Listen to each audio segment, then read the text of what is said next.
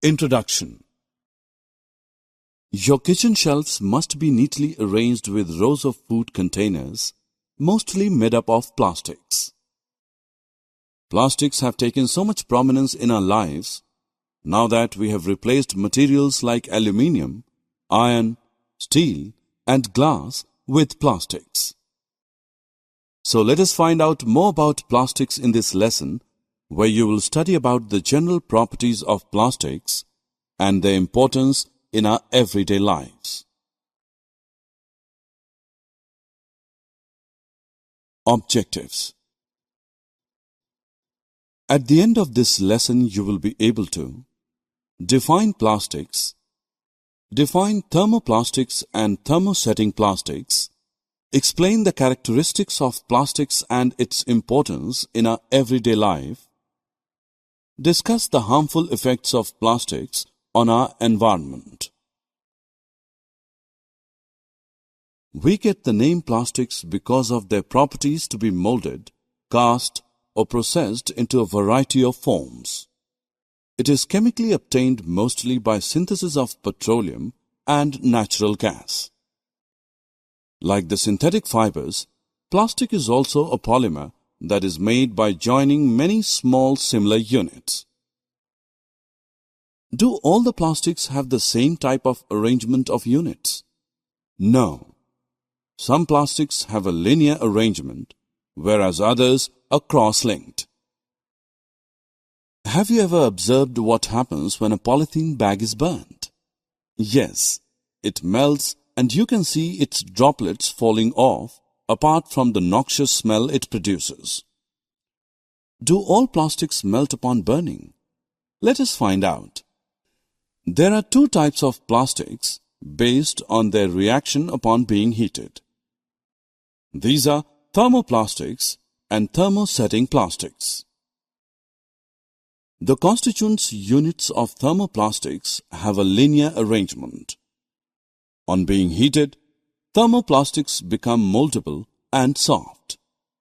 Now they can be recast in different shapes and then cooled, causing them to harden without any chemical change.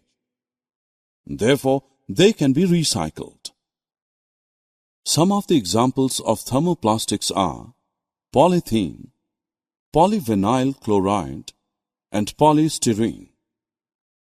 These are used in manufacturing of water pipes, drain pipes, packaging, bags and bottles, toys, combs, disposable cutlery, CD and DVD cases.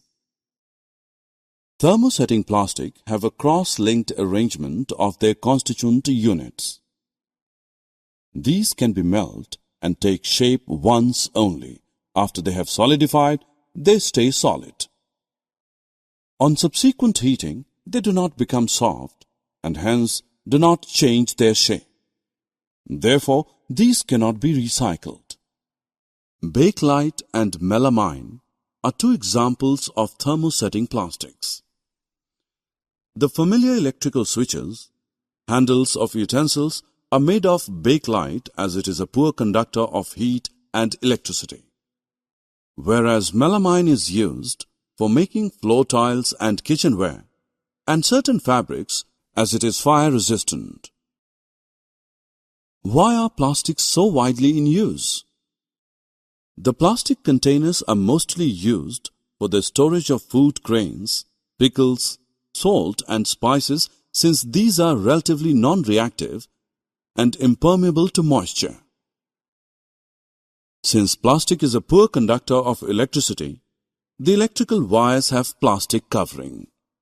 Did you ever notice that the utensils which are used for cooking have plastic handles? Plastics being poor conductor of heat, we can therefore easily hold the handle of a hot utensil.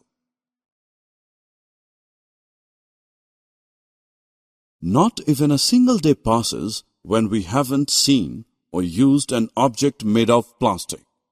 It has taken so much prominence in our lives due to a number of its properties which make it convenient to use.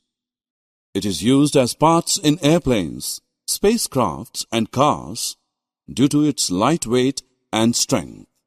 These are extensively used in the healthcare industry for packaging of tablets, as threads used for stitching wounds, syringes, doctor's gloves, and a number of medical instruments.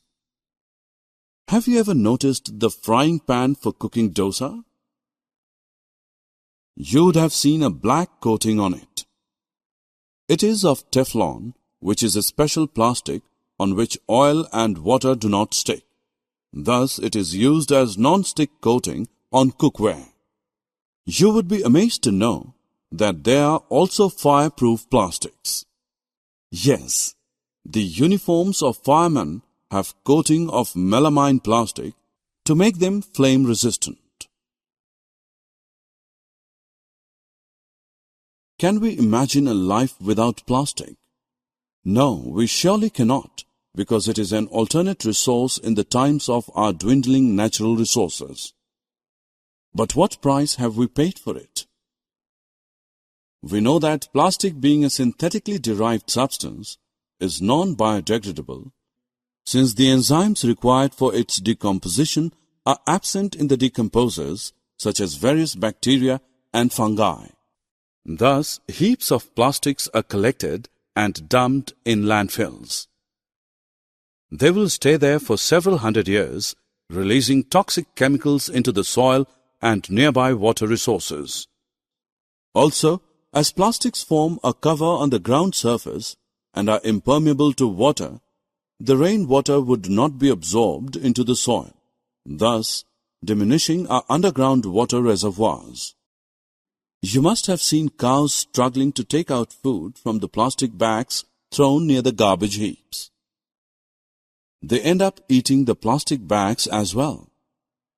It can choke their respiratory tract or form a lining in their stomachs, causing their death.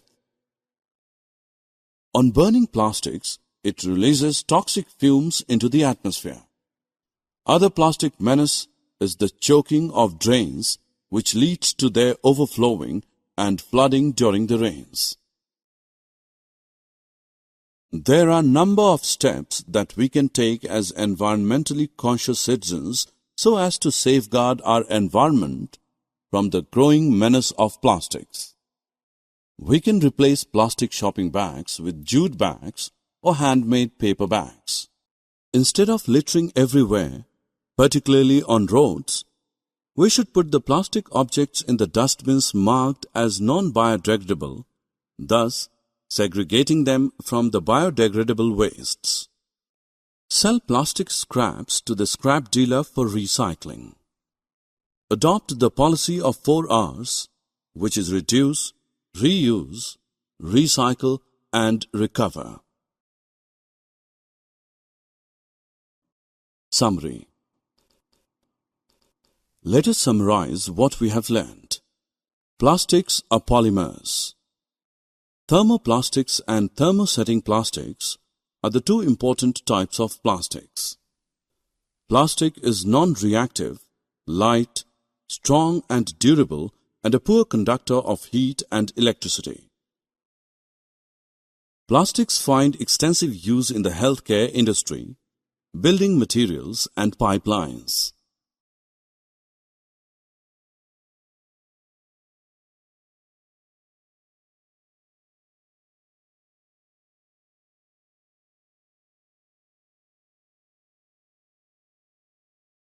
On burning, the plastics release poisonous gases. Plastics take several years to degrade because of their non-biodegradable nature. Adopt 4 R's. Reduce, reuse, recycle, and recover.